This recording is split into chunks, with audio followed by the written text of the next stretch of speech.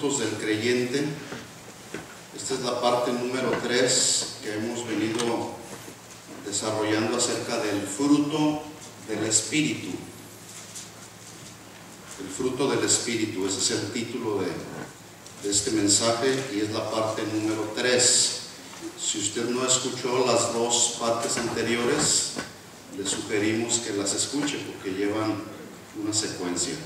Gálatas capítulo 5, versículo 22, San Pablo dice: mas el fruto del Espíritu es amor, gozo, paz, paciencia, benignidad, bondad, fe, mansedumbre, templanza. Contra tales cosas no hay ley. No hay nada que gobierne por encima de estas cosas que el Señor estableció en estos versículos. Oremos al Señor. Padre, gracias. Gracias por perdonarnos. Gracias por limpiarnos. Gracias por darnos la oportunidad de acercarnos al trono de la gracia, donde siempre encontramos oportuno socorro para nuestras necesidades.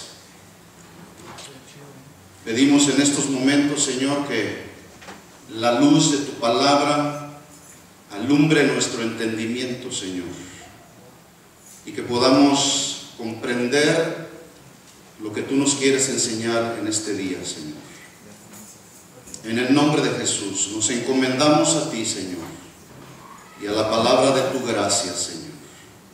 En el nombre de Jesús. Amén.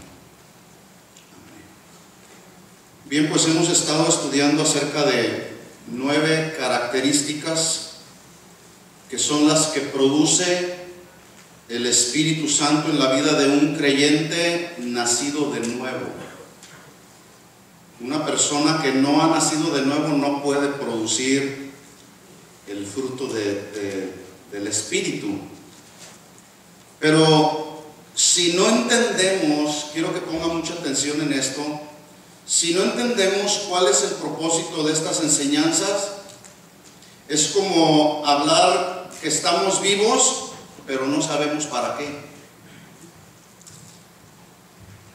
¿Cuánta gente el día de hoy, sí, estoy vivo, estoy viva, estoy en este mundo, en este planeta, pero no saben para qué?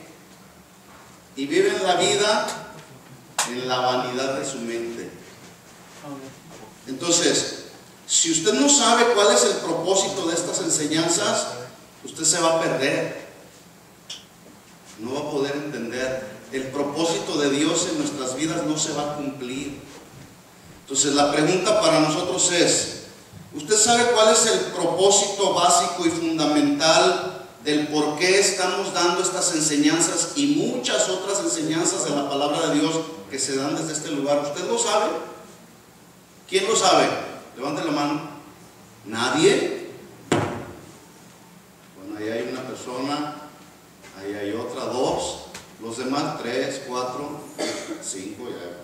Voy a volver a hacer la pregunta porque si no, pues volvemos a empezar. Entonces, es muy importante, hermanos, que sepamos cuál es el propósito por el cual el día de hoy tú estás aquí. Y si estás aquí, ¿por qué estás aquí y para qué estás aquí? ¿Para pasar un tiempo nada más? ¿A callar tu conciencia y decir, fui a la iglesia, pero sales y no pasó nada en tu vida? Necesitamos entender cuál es el propósito por el cual somos expuestos a la predicación de la palabra. ¿Quién lo sabe? Alguien que me pueda decir. A ver, vamos a ver. A ver, adelante. Fuerte. Bueno, estamos aquí para aprender la palabra de Dios y crecer cada día en nuestras vidas. Y pues queremos adorar más a Dios. Aprender de la palabra y crecer. Está bien. Muy bien. ¿Alguien por aquí? ¿Perdón? Para ser instruidos en el camino del Señor. ¿Está bien? Saber qué hacer cuando se presentan las necesidades. Por acá, ¿alguien más? ¿Cuál es el propósito por el cual escuchas estas y muchas otras enseñanzas a las que tú eres expuesto? ¿Para acumular conocimiento solamente? ¿Perdón? Adelante.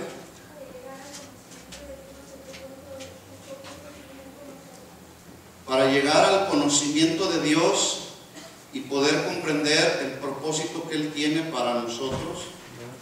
Muy bien. Pero quiero decirles lo siguiente, todo lo que dijeron está bien. Estamos aquí, aprendemos la palabra, conocemos su voluntad, pero uno de los propósitos fundamentales por los cuales usted y yo nos exponemos a la predicación de la sana doctrina es para que nuestra vida sea transformada a través del poder del Evangelio de Dios y nuestra vida glorifique a Dios.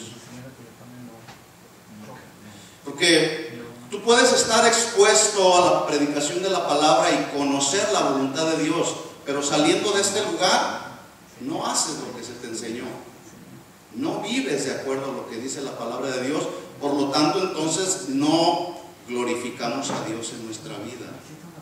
Entonces el propósito fundamental por el cual estamos aquí aprendiendo la palabra es que esa palabra nos sea revelada, que venga iluminación a nuestra vida, a nuestro corazón, que salgamos de este lugar y allá afuera de nuestro diario vivir, nuestra vida le dé gloria a Él y no al hombre.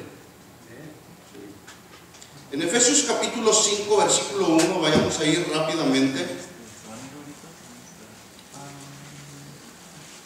Por eso es que estamos aprendiendo acerca del fruto del Espíritu, que son características y cualidades que como cristianos necesitamos desarrollar y vivir. ¿Dónde? Allá afuera. ¿Sí? Mire lo que dijo Pablo a la iglesia en Éfeso. El título que le pone ahí los autores es andad como hijos de luz. De eso se trata, entre otras cosas que Pablo enseña a partir del versículo 1. Efesios 5:1 dice: sed pues imitadores. ¿Quién es un imitador? Alguien que hace algo de acuerdo a un ejemplo que tiene. Entonces, sed imitadores de Dios como hijos amados. En otras palabras, imitemos a Dios en nuestra conducta, en nuestro diario vivir. Versículo 2: y andad en amor, como también Cristo nos amó y se entregó a sí mismo por nosotros, ofrenda y sacrificio a Dios en olor fragante. Es decir, la vida de Jesús subió a la presencia de Dios como olor fragante. La pregunta es si nuestra vida, nuestra conducta, también está subiendo a la presencia de Dios como olor fragante. Versículo 3 dice: pero fornicación y toda inmundicia o avaricia ni aun se nombre entre ustedes, como conviene a santos, como conviene a los consagrados, a los que se han apartado para Dios, del mundo para Dios. Versículo 4: ni palabras deshonestas, ni necedades, ni truhanerías. ¿Alguien sabe lo que significa la palabra truán? Una persona que practica las truhanerías es una persona que vive en base a los engaños y a las estafas. Se la vive engañando a todo mundo y estafando a todo mundo. Pregunto, ¿habrá hombres truanes, mujeres truanes, predicadores truanes, estafadores y engañadores? Como nunca, hermano. Dice entonces: ni necedades ni truhanerías que no convienen, sino antes bien acciones de gracias, porque sabéis esto. Algunos no saben, y si saben no lo consideran, que ningún fornicario, inmundo o avaro que es idólatra tiene herencia en el reino de Cristo y de Dios. Nadie os engañe con palabras vanas, porque por estas cosas viene la ira de Dios sobre los hijos de desobediencia. No seáis pues participantes con ellos o partícipes con ellos. ¿Con quiénes? Con la lista de los que acabo de mencionar anteriormente. Porque en otro tiempo erais tinieblas, mas ahora sois luz en el Señor. ¿Cuántos andan caminando hoy en la luz del Señor? Dice entonces ahí al final del versículo 8, andad como hijos de luz. 9. Porque el fruto del Espíritu, otra traducción más cercana al original, dice que es no el fruto del Espíritu, sino más bien el fruto de la luz. Entonces, porque el fruto de la luz es toda bondad. Una persona bondadosa es la que ha desarrollado la virtud de ser una persona buena y hacer el bien, sin importar a quién, ¿verdad? Esa es una persona bondadosa. Y dice ahí que el fruto de andar en la luz de Jesucristo genera en nosotros bondad, hacer el bien, caminar en el bien, hacer las cosas bien, que le den gloria a Él. Y luego agrega y dice justicia. ¿Qué es justicia? Dar a cada quien lo que merece y lo que le corresponde. Y termina diciendo el versículo 9, y andando en la verdad. Versículo 10, comprobando lo que es agradable al Señor, y no participéis en las obras infructuosas de las tinieblas, sino más bien reprenderlas.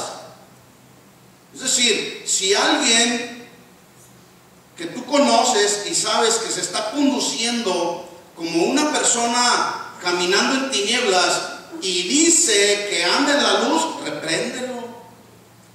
Oye, se supone que la Biblia dice que debemos andar en luz, pero tú andas caminando en tinieblas. Pero luego lo que sucede es que a veces, como no sabemos tratar los asuntos de una manera sabia, a veces lo que hacemos es, no, yo no le digo nada porque no me quiero meter en problemas. Dice ahí el versículo 11, vuelvo a leerlo, no participéis en las obras infructuosas de las tinieblas, sino más bien reprenderlas, porque vergonzoso es aún hablar de lo que ellos hacen en secreto. Se está refiriendo a los que andan en tinieblas. Sería vergonzoso que alguien que dice que anda en luz haga cosas vergonzosas en lo secreto. 13.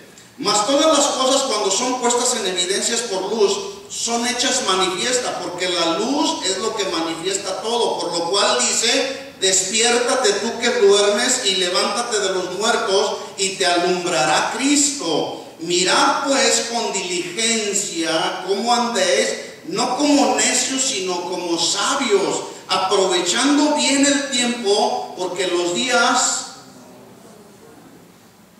son malos. ¿Sí o no? Por tanto, no seáis insensatos. Esta palabra se traduce incrédulo, ignorante y tonto. Por tanto, entonces, no seáis incrédulos, ignorantes, sino entendidos de cuál sea la voluntad del Señor.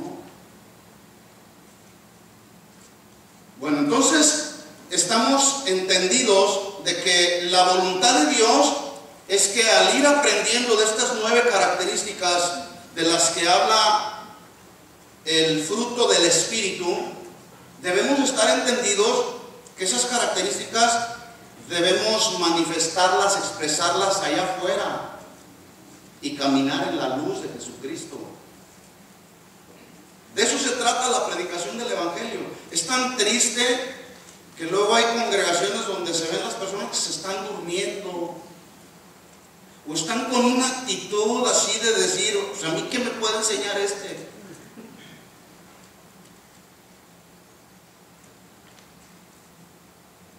Es muy triste, es muy vergonzoso. Hermano, los días son muy malos, dijera yo.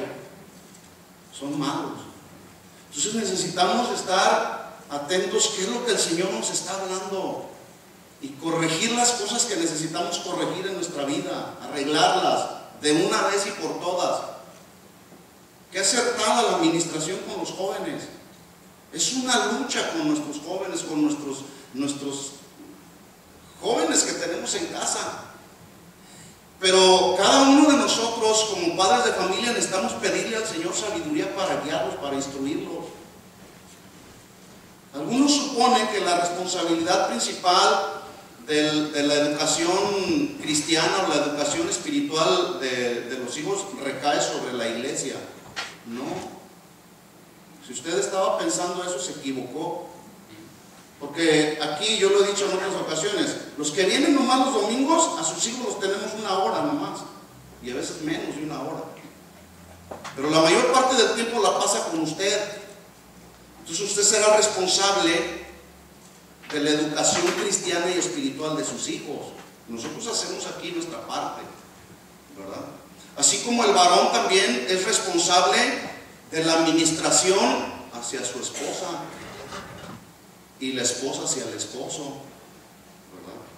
Entonces, todos aquellos que estén dispuestos a perseverar en mostrar de estas 9 características que produce el Espíritu Santo en una persona nacida de nuevo y que son características divinas que proceden de Dios, podrán ser considerados, como lo dijo San Pedro en su segunda carta, en el capítulo 1, versículo 4. Él dijo que nosotros seríamos participantes de la naturaleza divina. Participantes de la naturaleza divina. Vamos a meditar un poco en esto. Dijo San Pedro en la segunda carta, capítulo 1, versículo 4, que el Señor nos había dado preciosas y grandísimas promesas, y que por ellas, o confiando en ellas, creyendo en ellas, vendríamos a ser participantes de la naturaleza divina. Y pensando en esto y hablando un poco acerca de la naturaleza divina, escuchen bien esto, hermanos, porque yo lo decía el miércoles, es muy importante que porciones de la Escritura que luego no entendemos podamos escudriñarlas. Cuando dice ahí San Pedro que nos dio preciosas y grandísimas promesas para que entonces por ellas fuésemos participantes de la naturaleza divina, yo puedo pensar en la naturaleza de Dios. Dice la Biblia que es 3 veces santo, haciendo un énfasis en su santidad. No hay pecado en él. Parte de la naturaleza de Dios también es que Él es justo y ama la justicia. Él es sanador, Él es proveedor. Pero también la Biblia dice que parte de la naturaleza de Dios es que Él es eterno. Él es el principio y Él es el fin. Él es inmutable, no cambia. Él es amor. Pero escuchen esto, también la Biblia dice que Él es el omnipotente, el que todo lo puede. Él es omnisciente, el que sabe todas las cosas. Y Él es omnipresente, que está presente en todo lugar. Esto es parte de la naturaleza de Dios, ¿sí o no? Bueno, la pregunta es entonces, ¿qué quiso decir Pedro cuando escribió que por sus promesas, grandísimas, preciosas promesas, seríamos o vendríamos a ser participantes de la naturaleza divina? ¿Estaría tratando Pedro de decir que seríamos como Dios o dioses?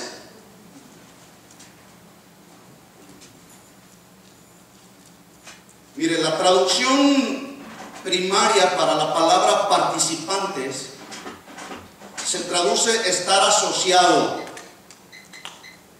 Y esa sociedad, dice, acuérdese lo que está diciendo Pedro, participantes de la naturaleza divina. Y esta palabra participante se traduce estar asociado, ser un compañero. ¿De quién? De Dios.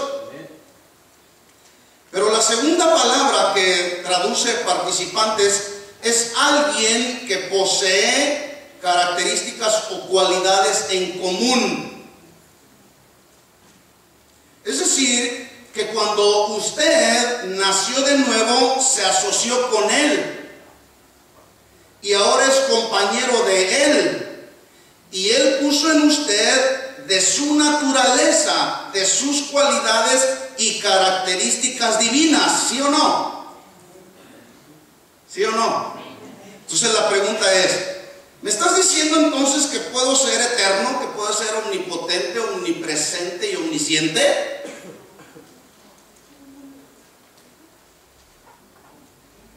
Entonces, ¿qué fue lo que dijo Pedro? Que seríamos participantes de la naturaleza divina. Bueno, déjenme decirle que estos calificativos que acabo de mencionar, omnipotente, omnisciente, omnipresente, eterno y muchos otros más, son parte de los atributos de Dios que solamente le pertenecen a Dios. Solo le pertenecen a Dios. Cuando Pedro está diciendo que seríamos participantes de su naturaleza, lo que estaba tratando de decir era que seríamos parte de su naturaleza divina, pero no en su esencia misma. Es decir, no en una vida de impecabilidad o de pureza, pero sí en la manifestación de una vida restaurada que ha entrado en el proceso de santificación después de haber tenido la experiencia del nuevo nacimiento. No sé si me estoy explicando bien. Vamos a entender a través de leer este mismo versículo, 2 de Pedro 1:4, en la versión Palabra de Dios para Todos, está mucho más claro y nos va a ser más entendible. Dice entonces 2 de Pedro 1:4 que nos dio promesas preciosas y valiosas para que confiando en ellas, dice ahí la versión Palabra de Dios para Todos, ustedes serán, y usa un adjetivo que es la clave aquí, ustedes serán semejantes a Dios. Yo no sé si usted recuerda Génesis 1:26, cuando el Señor está haciendo toda la creación, de repente termina de crear el universo, todo lo que narra ahí el capítulo 1. En el versículo 26 dice Dios, hagamos al hombre a nuestra imagen, conforme a nuestra semejanza. ¿Dice así o no? Bueno, la palabra semejanza es alguien que es similar, no igual, que se parece pero no es igual. ¿Sí? Entonces cuando Pedro está diciendo que seríamos participantes, socios, compañeros del Señor y participantes de su naturaleza divina, no estaba diciendo que también nosotros vamos a ser eternos. ¿O alguien aquí se siente eterno? Una cosa es que se sienta y otra cosa es que sea. ¿Alguien aquí es omnisciente, todo lo sabe y ya no necesita aprender nada? Entonces, vamos a tener la semejanza de Dios, pero vuelvo a repetir, no en su esencia. ¿Sí? Luego el apóstol Pedro termina el versículo 4 agregando, habiendo huido. O sea, seremos participantes de la naturaleza divina habiendo huido de la corrupción, es decir, de la perdición. Esta palabra corrupción así se traduce, perdición, o todo aquello que afecta, que descompone y echa a perder el desarrollo de la personalidad de alguien. ¿Sí? Entonces dice Pedro ahí, habiendo huido de la corrupción que hay en el mundo a causa de la concupiscencia, es decir, del deseo, del anhelo, del apetito desordenado de los placeres de la carne. En otras palabras, alguien que ya nació de nuevo se va a resistir a la tentación, a los deseos por satisfacer la carne. ¿Sí? Y en ese sentido entonces, tú estás participando de la naturaleza de Dios, te estás apartando cada vez más del mundo para acercarte más a Dios.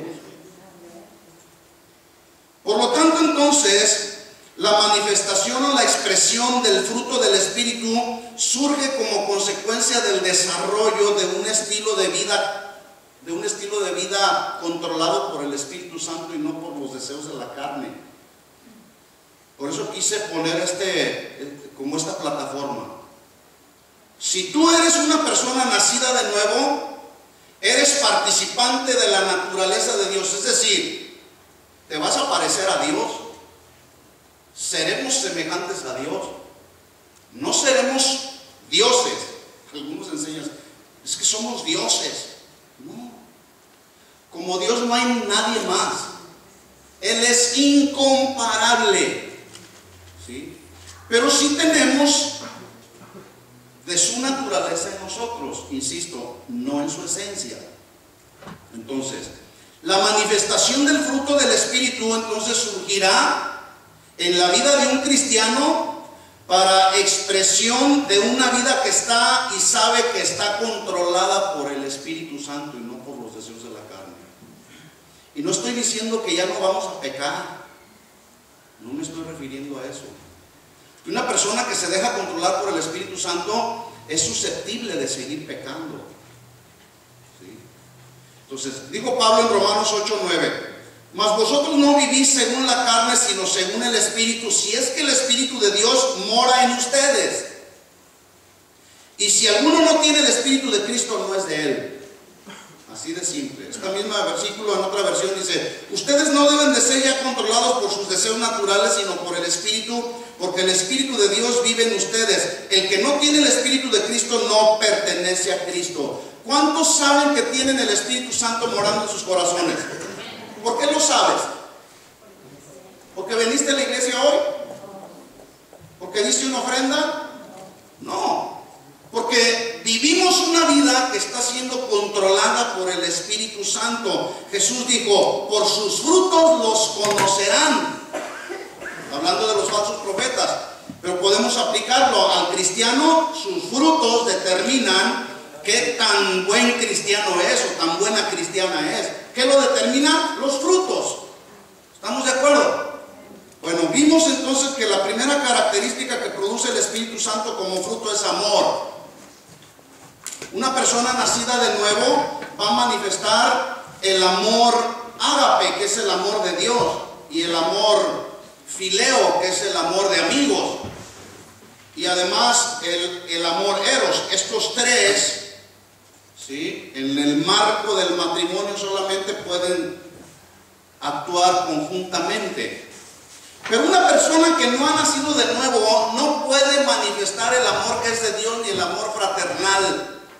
Y si acaso manifiesta el amor fileo, que es el amor de amigos, será de forma temporal. Porque nomás el amigo le habla mal o le traiciona o dice algo y se siente decepcionado y le da la espalda. Y esa persona que no ha nacido de nuevo será una persona que solamente va a anhelar y va a desear practicar el amor eros, que es el de la atracción física que motiva a alguien a la relación sexual. Pero de eso ya hablamos, ¿sí? La segunda característica que hablamos la semana pasada, que produce el Espíritu Santo como fruto, es el gozo. Y dijimos que el gozo no es el que surge como resultado de circunstancias favorables, sino es algo que produce el Espíritu Santo, es permanente y se experimenta en todo tiempo, cuando tienes y cuando no tienes, cuando hay tiempo de adversidad como cuando hay tiempo de felicidad. El gozo podemos usted y yo manifestarlo en todo tiempo, si es que estamos siendo controlados por su Espíritu Santo. Hasta ahí vamos bien.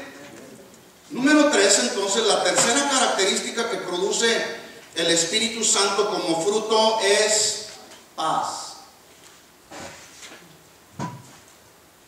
Y voy a hacer algunas preguntas, a ver ¿a qué paz se estará refiriendo San Pablo? ¿Se estará refiriendo San Pablo a todos aquellos convenios o tratados de paz internacional que están firmando los presidentes de las naciones, pero que nunca han concretado hasta el día de hoy?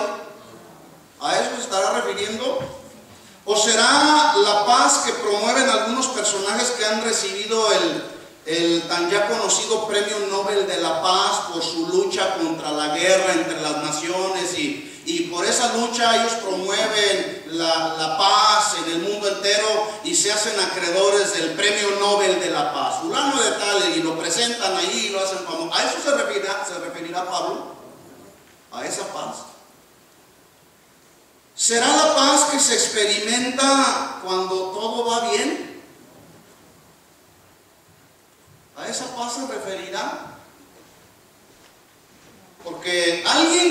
tiene problemas, entre comillas, que todo le va bien, tiene su trabajo, tiene su sustento asegurado, no le falta nada, puede decir, yo estoy en paz. Pero es una paz aparente, ¿sí? Porque cuánta gente alrededor del mundo tiene todo lo necesario materialmente hablando, pero no tienen paz en el corazón. Entonces no es esa paz a la que se está refiriendo San Pablo. Entonces, si el gozo alude a la alegría que se produce en el corazón cuando viene este gozo como resultado de estar en una correcta relación con Dios, eso produce gozo. Como hace un momento que el Señor nos perdonó, si tú fuiste sincero, si alguien le pidió perdón al Señor, arreglaste un conflicto que posiblemente tenías con Dios, y ahora tu relación ha sido restaurada y esa relación procuras mantenerla correctamente cada día de tu vida, eso produce paz en nuestro corazón y produce gozo. Pero también la paz se refiere a la tranquilidad del alma, y el alma contiene ahí lo que son los sentimientos, las emociones, la mente y la voluntad. Todos estos elementos deben estar en paz con Dios como resultado, vuelvo a repetir, de haber tenido la experiencia del nuevo nacimiento. Si yo he tenido la experiencia del nuevo nacimiento, mis sentimientos, mis emociones, mi forma de pensar, mi voluntad va a estar sometida a la voluntad de Dios. Y cuando yo camino en la voluntad de Dios, eso produce paz en mi corazón. A esa paz se está refiriendo. En otras palabras, paz tiene que ver con juntar, es decir, reunir todas las cosas, todos los asuntos de la vida cristiana, tenerlos y mantenerlos en orden en nuestra vida cristiana, tenerlos en su debido lugar conforme a lo que Dios establece en su palabra. Por ejemplo, el Señor establece en su palabra y dice que debemos amarnos los hermanos en la congregación, para que entonces en ese sentido podamos ser calificados como hijos de Dios. Dice 1 Juan 3:10, en esto se manifiestan, es decir, son claramente visibles los hijos de Dios y los hijos del diablo. Hace una diferencia ahí, 1 Juan 3:10. Dice, los hijos de Dios y los hijos del diablo. Todo aquel que no hace justicia y que no ama a su hermano, no es de Dios. ¿Es un hijo de quién? No lo digo yo, así lo dice la Biblia. Se oye fuerte, pero eso es la verdad. Son hijos del diablo. Dice el versículo 11, 1 Juan 3:11, porque este es el mensaje que habéis oído desde el principio, que nos amemos unos a otros, no como Caín, que era del maligno y mató a su hermano. ¿Y por qué causa lo mató? Porque sus obras eran malas y las de su hermano eran justas. Ahora bien, así como el gozo, la paz, escuchen esto, hermanos, la paz no tiene nada que ver tampoco con las circunstancias favorables de la vida, como lo mencioné hace un momento. La paz es como el gozo. Debemos experimentarla de forma permanente, no solamente cuando nos va bien. ¿Estamos de acuerdo? Experimentar paz, entonces, significa saber, entender, comprender y vivir Romanos 8:28. ¿Qué dice Romanos 8:28? Dice San Pablo, y sabemos que los que aman a Dios, todas las cosas le ayudan a bien. Esto es, a los que conforme a su propósito son llamados. Otra versión dice así, miren, y sabemos que Dios hace, que Dios permite que todas las cosas obren y cooperen para nuestro bien. Alguien que no entiende este versículo va a luchar con su carne y va a empezar a renegar contra Dios y va a empezar a hacer lo que hicieron los israelitas, a dudar de Dios. Van a poner en tela de duda el mandamiento del Señor, las promesas del Señor. Y si hay algo que a Dios le desagrada y hay algo que Dios abomina, es la incredulidad, porque la incredulidad atenta contra su poder y contra su soberanía. Entonces, Alguien que no entiende esto, que Dios permite que todas las cosas obren para bien, cooperen para nuestro bien, va a luchar en su carne. Dice Pablo, y sabemos que Dios lo permite, y si Dios lo permite, ¿para qué reniegas? ¿Cuántos han pasado por alguna lucha, algún momento, algún tipo de adversidad? ¿O lo están pasando? Posiblemente no lo entiendes. ¿Sí? Una ocasión Jesús le dijo a Pedro, cuando se acerca Jesús a lavarle los pies a los discípulos, ahí en Juan capítulo 13, y Pedro le dice, ¿tú me lavarás los pies a mí? Sí, Pedro, yo te voy a lavar los pies, porque lo que yo hago tú no lo entiendes ahora, pero lo entenderás después. Tal vez ahora no entiendes lo que está pasando, pero dale tiempo a Dios. Él es soberano, Él tiene en control todas las cosas. Ahora, cuando Pablo escribe y sabemos, es porque él mismo lo sabía, él mismo lo entendía, él lo comprendía porque él vivió, tuvo experiencias con Dios, y una de ellas fue cuando le rogó por 3 ocasiones a Dios, Señor, quítame este aguijón, Señor, quítame este aguijón, Señor, no soporto este aguijón. Estaba sufriendo San Pablo, había dolor en su cuerpo físicamente que le impedía tal vez predicar el evangelio con mayor libertad, y dice la escritura que le rogó al Señor por 3 ocasiones que le quitara el aguijón, y la respuesta del Señor, ¿cuál fue? Bástate mi gracia, porque mi poder se perfecciona en tu debilidad. ¿Cuántos están pasando por alguna adversidad? Hoy te dice el Señor, bástate mi gracia. Y algunos tal vez dirán, es que no estás pasando lo que yo estoy pasando, por eso te es fácil decirlo. ¿Qué es la gracia, hermanos? ¿Alguien me puede decir lo que entiende por la palabra gracia? La palabra gracia, entre otras cosas, es el favor que no merecemos. Pero también es la influencia de Dios en nosotros. Es el respaldo de Dios aplicado a nuestro corazón. Ahí precisamente donde los asuntos del alma, de los sentimientos, de la voluntad. Su gracia me sostiene. De tal forma que podemos entonces leer, cuando le digo el Señor a Pablo, bástate mi gracia, podemos leer, bástate de mi influencia, de mi favor, de mi respaldo en tu corazón. Con eso te basta. Ahora, esta expresión, bástate mi gracia, contiene 3 significados que son básicos y que al entenderlos van a producir paz en nuestro corazón. Escuche bien esto. Número 1, si usted entiende esta expresión, bástate mi gracia, especialmente en los momentos difíciles, entonces usted va a poder experimentar la paz, porque de eso se está tratando este tema. El fruto del Espíritu es amor, gozo y paz. ¿Sí? Pero paz, ¿cuándo? Precisamente necesitamos experimentar de la paz de Dios en nuestra vida cuando la cosa está color de hormiga. Ahí es.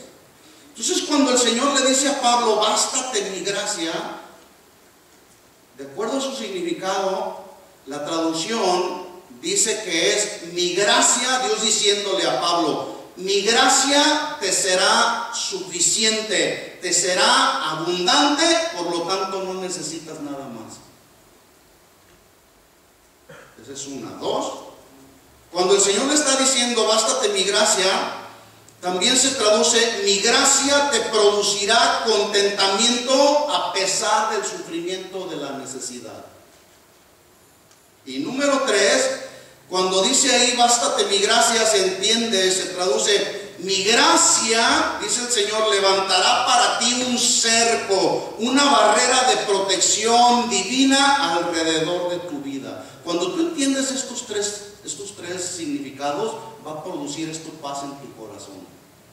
En otras palabras, si tú entiendes que su gracia es suficiente y que es abundante y no necesitas nada más, y esta gracia produce en ti contentamiento a pesar de que estás sufriendo, a pesar de que tienes necesidad, esa gracia de Dios te va a rodear, va a levantar una barrera de protección divina que el enemigo no podrá venir a tocar tu corazón ni tu mente, poniéndote pensamientos, diciéndote el enemigo: mira cómo estás, la miseria en la que estás viviendo, Dios no te ama, Él dice que te ama, pero creo que te ha traicionado. Cuando tú aprendes a vivir en la gracia de Dios, su gracia levanta para nosotros un cerco de protección divina que ni el enemigo puede traspasar, a menos que tú se lo permitas. Y esto, repito, produce paz. ¿Sí o no? Ahora, cuando logramos saber y entender y comprender que Dios tiene el control de todos los asuntos de la vida de uno de sus hijos. ¿Cuántos hijos de Dios hay aquí? Bueno, yo no sé si usted sabía, pero también los hijos sufren. ¿Sí o no? Entonces, cuando entendemos, comprendemos y sabemos que Dios tiene el control de mi vida, a pesar de que estoy sufriendo, voy a estar en paz. A pesar de que estoy experimentando alguna necesidad o no tengo lo que necesito tener para seguir subsistiendo, aún a pesar de que tengo necesidad de algo, cuando yo sé, cuando yo comprendo que Él tiene el control de todas las cosas y que no escapa nada de su mano, esto va a producir paz en mi corazón. De eso se trata, hermanos, el cristianismo. No es de ir a una sesión de psicología para que te pongan ahí elementos y te promuevan o te motiven a que experimentes paz en base a un tratamiento psicológico o en base a un método. Respira profundo para que puedas sentir la paz en tu corazón. Ya están ahí respirando profundo. Cuando la verdadera paz solamente Dios nos la da. Entendamos esto, hermanos, y que nos quede bien claro. Dios no obra de acuerdo al razonamiento de los hombres, porque Dios no es hombre. Dios no va a obrar de acuerdo al razonamiento de los hombres, porque Dios está por encima de todo razonamiento humano. Dice la Biblia en Isaías 55, capítulo 55, versículo 8, dice: porque mis pensamientos no son sus pensamientos, ni mis caminos son sus caminos, dice el Señor. Como son más altos los cielos que la tierra, así son mis caminos más altos que tus caminos, y mis pensamientos más que tus pensamientos. Oye, ¿quiénes se quieren poner en el nivel de Dios? O por encima de Dios. Dicen ellos: ahora sé sano, ahora sé libre, ahora sé próspero. ¿Y Dios? ¿Dónde está la soberanía de Dios? Se ponen por encima de la autoridad de Dios. Dice el Señor entonces: mis pensamientos no son como los de ustedes. Otra versión dice así: ni tampoco mi manera de obrar. Porque Dios no obra de acuerdo al razonamiento de los humanos. Porque así como el cielo está tan arriba de la tierra, de igual forma mi manera de obrar es tan diferente a la de ustedes. Mis pensamientos son más altos que los suyos. ¿Alguien se podrá poner en el nivel de Dios? Imposible, hermano. Miren las palabras que Jesús le dijo a sus discípulos un poco de tiempo antes de ser crucificado. Jesús sabía que iba a la cruz. Abra su Biblia en Juan capítulo 14.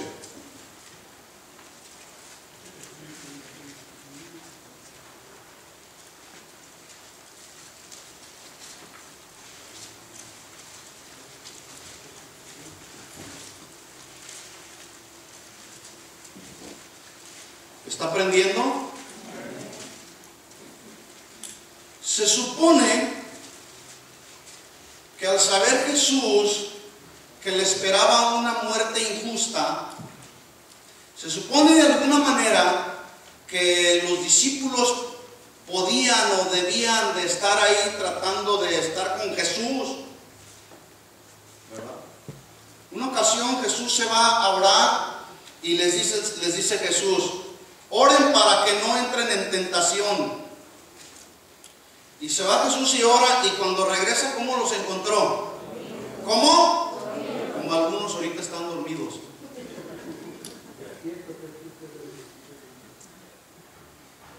Porque Jesús estaba necesitando, bueno, no necesitando, porque Él no necesita nada.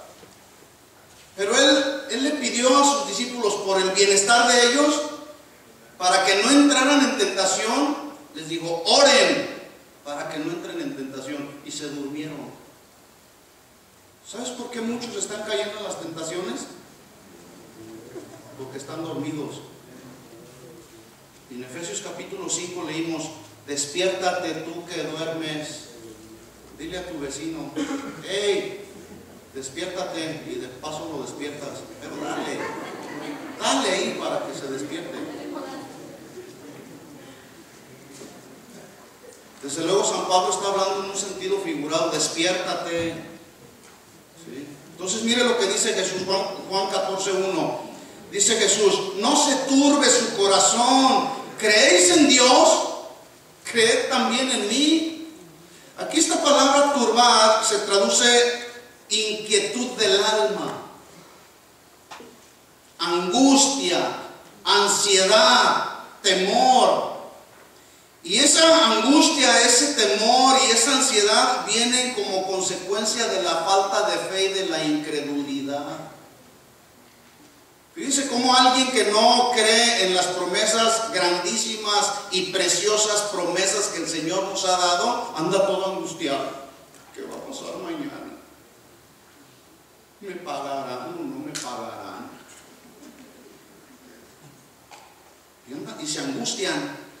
Pero Jesús dice, no se turbe su corazón. Ahora, ¿por qué Jesús les dijo a sus discípulos que no se turbara su corazón? La respuesta es porque Jesús, en su presciencia, no en su presencia, en su presciencia, que significa el conocimiento que Él tiene de todas las cosas que van a suceder antes, Él ya lo sabe, ¿sí? En su presciencia, Él sabía que después de su partida, los discípulos iban a empezar a experimentar dolor, sufrimiento, confrontaciones, persecución, necesidades de todo tipo. El Judas lo iba a traicionar por 30 monedas de plata, el Pedro lo iba a negar. Y a pesar de haberle dicho, Pedro, te seguiré hasta no importa, voy a poner mi vida, pero voy a estar contigo, mi vida pondré por ti, lo negó.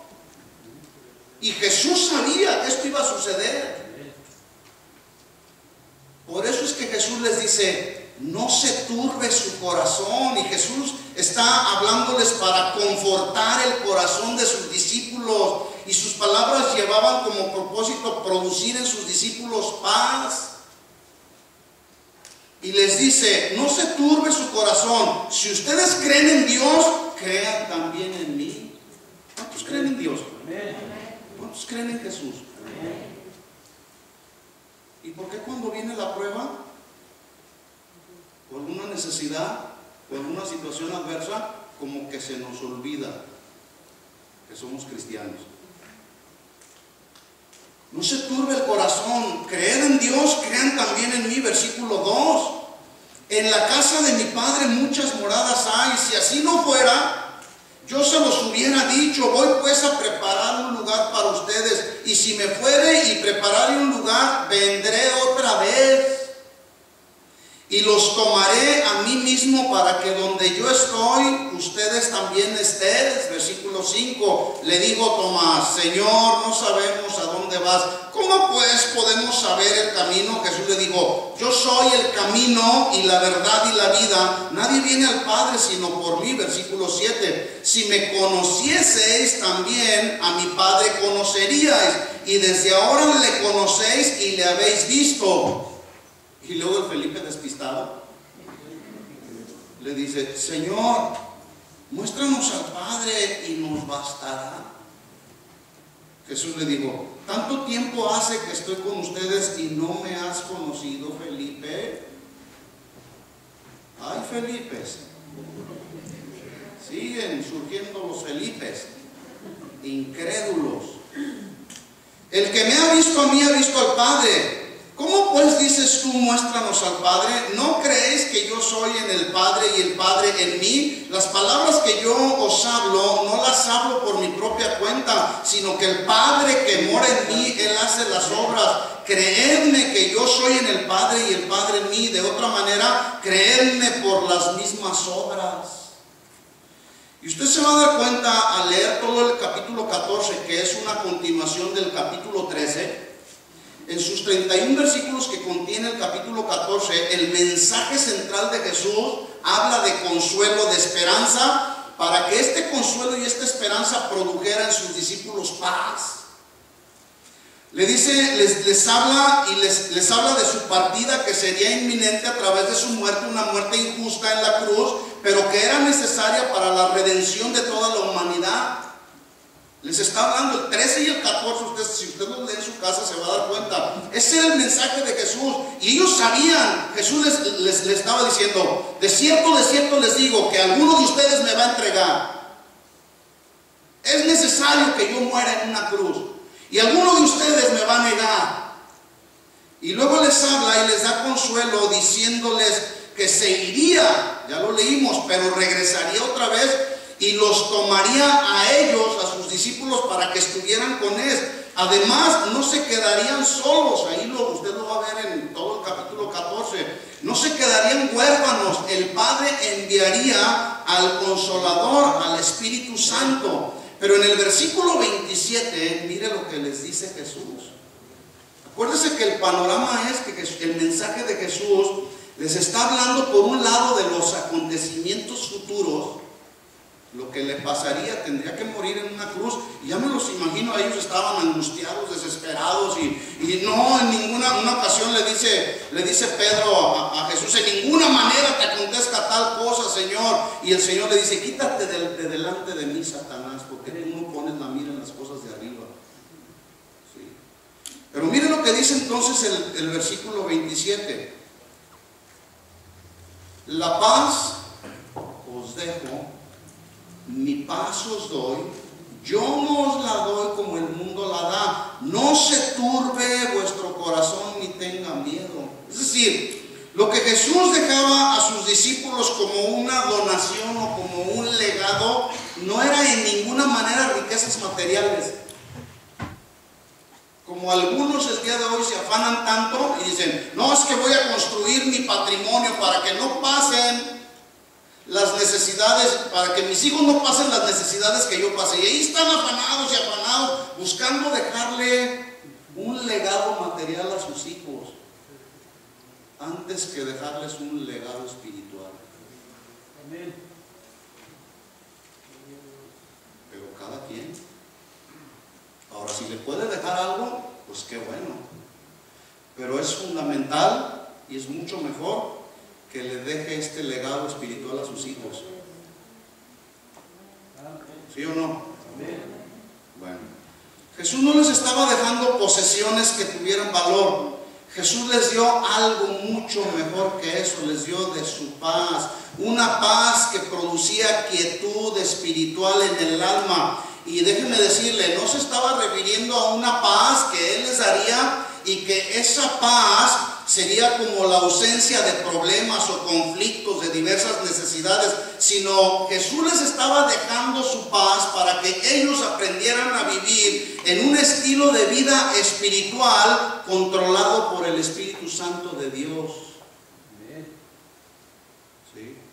En otras palabras, que aún a pesar de los problemas que ellos pudieran experimentar, o las necesidades, o el sufrimiento, o la persecución, escuchen esto, la gracia y la misericordia que ellos experimentarían les daría paz. Entonces, la paz significa, en otras palabras, entonces, que mientras estás pasando por adversidad o por necesidad, si tú sabes y comprendes que Dios tiene en control todas las cosas, entonces esas adversidades y esas necesidades las vas a seguir sobrellevando hasta que Dios intervenga, pero en medio de ese tiempo tú vas a tener la capacidad para experimentar la paz de Dios. ¿Sí? Entonces, y Jesús hace una distinción entre su paz y la paz que el mundo da. ¿Cómo es la paz que el mundo da? pasajera, temporal, convenenciera, busca beneficio personal. Pero la paz de Jesús asegura la calma en tiempos de adversidad, ¿sí o no? La paz de Jesús le pone freno al temor, a la angustia, a la tristeza, a la desesperación, a la incredulidad. Alto ahí, tengo la paz de Dios. ¿Sí? Su paz es eterna porque Jesús mismo es la paz y es permanente para sus hijos. Esa es la paz a la que Jesús estaba refiriendo. Otra versión dice, Juan 14:27, les dejo la paz. Les doy mi paz, dice Jesús, pero no se las doy como la dan los que son del mundo. Por lo tanto, no se turbe su corazón ni tenga miedo. Los verbos turbar y tener están en imperativo. No es, si quieres, que se deje de turbar tu corazón. Dice, no se turbe tu corazón ni tenga miedo. Además, son dos verbos que son verbos continuos y eso nos ayuda, y la mejor traducción es, dice Jesús, puesto que les doy mi paz, no sigan turbándose el corazón ni sigan teniendo miedo. Acción continua. Hoy y mañana que no se turbe tu corazón. Hoy y mañana que no tengas temor, porque la paz de Dios está en nuestros corazones, porque Él nos ha dado su paz.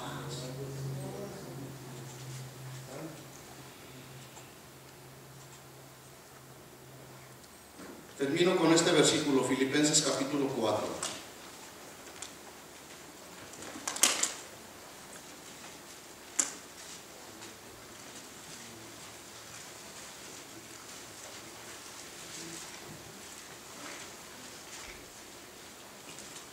Dele vuelta ya a su Biblia y vamos a Filipenses capítulo 4 en el versículo 6. Mire lo que dice San Pablo. Por nada estéis afanosos. Esta palabra afanoso se traduce preocupado. O sea, ocuparse antes de que venga o suceda algo. Por nada estés preocupado, sino sean conocidas tus peticiones con tu compadre, con tu vecino, con el psicólogo. ¿A quién le vas a dar a conocer tus necesidades? ¿Sabe que algunos no tienen paz en su corazón porque en los momentos de adversidad, antes que ir con Dios, van con el vecino, con el compadre, con el psicólogo, con el grupo, con el curandero, con quién sabe cuánta gente? Y no tienen paz en su corazón. El afán y la ansiedad y la preocupación les sigue. Algunos otros siguen teniendo sus afanes y no pueden experimentar la paz porque no le creen a Dios, como el pueblo de Israel. ¿Sí? Y siguen ahí afanados. Cuando San Pablo dice, por nada estéis afanosos, preocupados.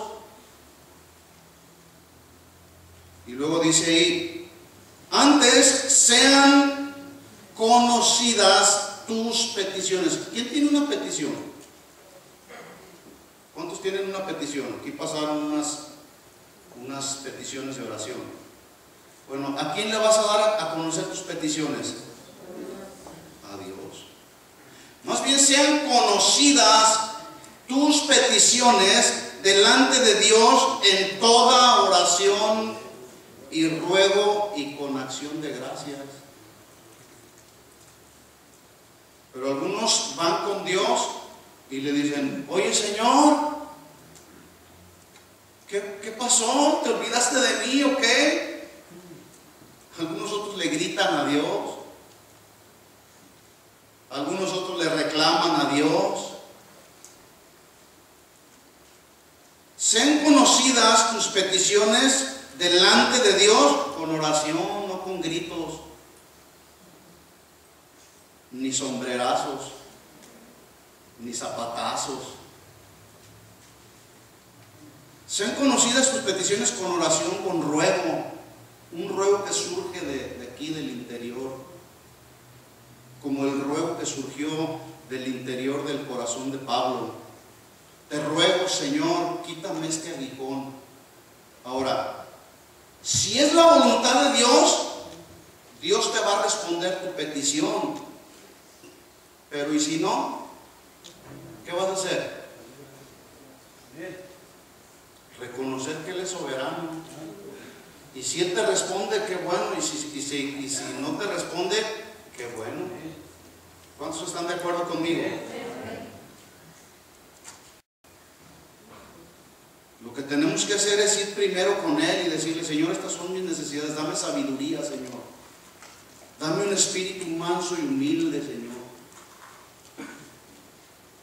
Que los dichos de mi boca y la meditación de mi corazón te sean agradables todo el día, Señor. El hacer tu voluntad, oh Dios, es mi delicia. ¿Se fija qué oraciones tan diferentes? Luego hacemos al Señor: Señor, es que me falta esto, me falta esto otro, y puras cosas materiales le pedimos al Señor.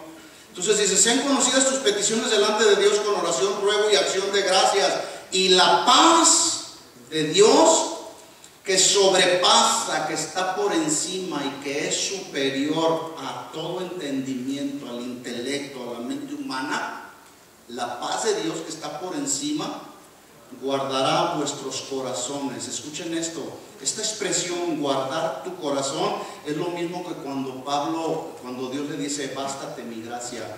Porque guardar, la palabra guardar también se traduce montar una guardia, levantar un cerco de protección divina alrededor de tu vida, y es así como la gracia actúa también.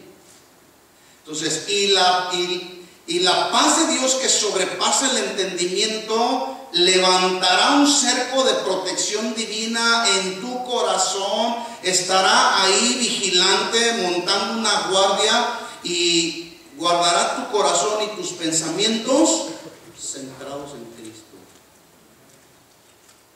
no en las cosas de este mundo. ¿Sí?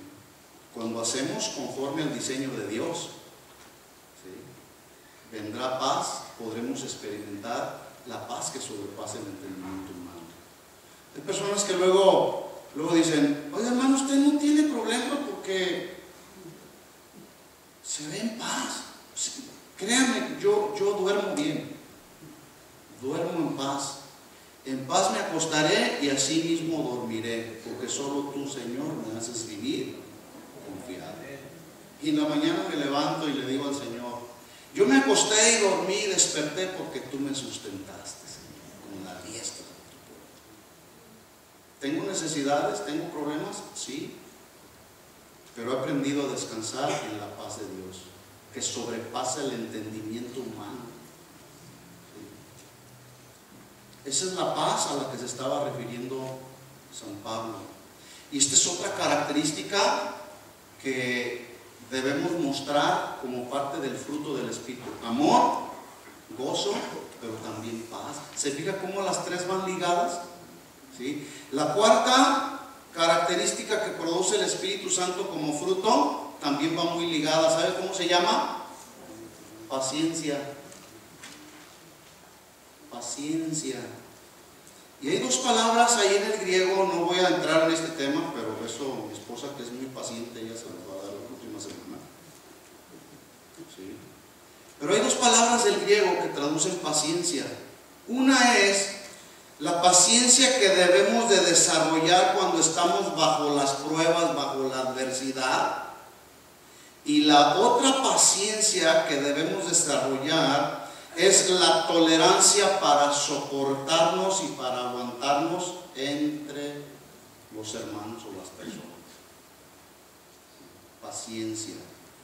Entonces, por ejemplo, dice Santiago: sabiendo que la prueba de vuestra fe produce paciencia. ¿Sí? Entonces, estamos en una prueba. Ahora, la prueba de tu fe te va a venir, pero cuando estés en medio de la prueba, Él va a producir en ti de su paciencia para que aguantes, estés bajo la prueba aguantando, capacidad para soportar. Pero luego también dice Pablo en Efesios 4:2, soportándonos con paciencia, esa es la segunda traducción de paciencia, soportándonos con paciencia los unos a los otros en amor. ¿Se fija? Amor, gozo, paz, paciencia. Y ustedes fueron pacientes por este tiempo. Pero espero que esta palabra que usted acaba de escuchar la pueda aplicar allá afuera, en su casa, a donde quiera que vaya, porque de eso se trata.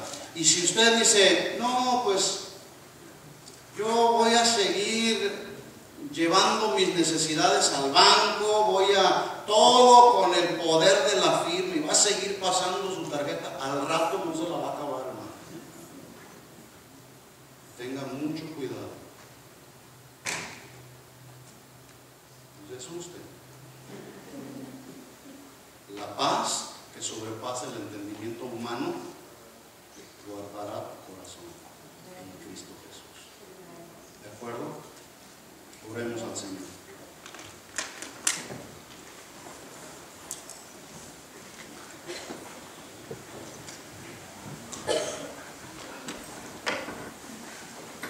Si usted está experimentando alguna necesidad, está pasando por algún tiempo de prueba, dele oportunidad al Señor que le dé su paz. La paz les dejo, y luego dijo Jesús, mi paz les doy. No se turbe su corazón ni tenga miedo. No tengas miedo, hermano, no va a pasar nada. ¿De acuerdo? Cierra tus ojos un momento.